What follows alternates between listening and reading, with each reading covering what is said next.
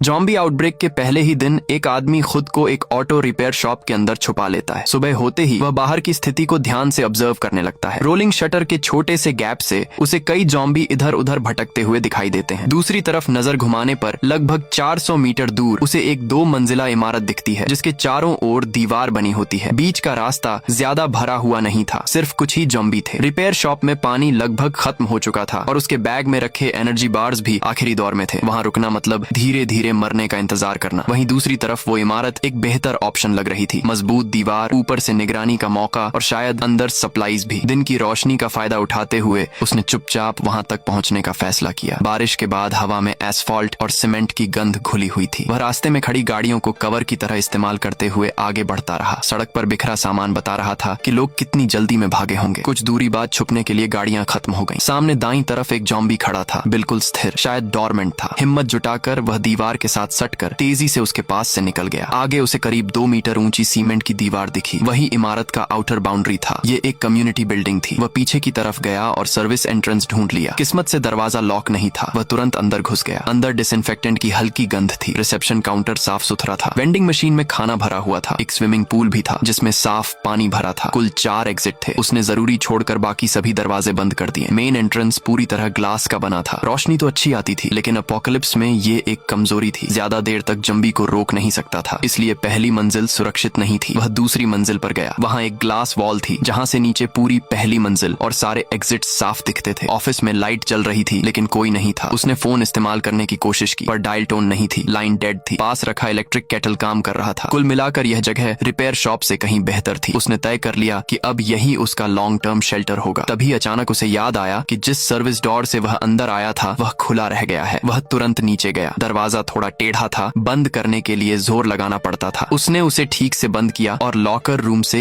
एक कुर्सी लाकर दरवाजे के सामने अटका दी ताकि कोई खोले तो आवाज हो जाए। फिर वह वापस दूसरी मंजिल के ऑफिस में गया। एक फॉरेंसिक एग्जामिनर होने की आदत के चलते उसने डेली लॉग लिखना शुरू किया। चारों एग्जिट्स और बिजली की अवेलेबिलिटी नोट की। लिखते लिखते उसे अचानक बेचैनी हुई। वह फिर से सर्विस डोर चेक करने गया। कुर्सी अपनी जगह पर थी, लेकिन जैसे ही वह लॉकर रूम के दरवाजे के पास पहुंचा वह ठिठक गया। उसे साफ याद था कि कुर्सी निकालते वक्त उसने ये दरवाजा खुला छोड़ा था। अब वह दरवाजा बंद था।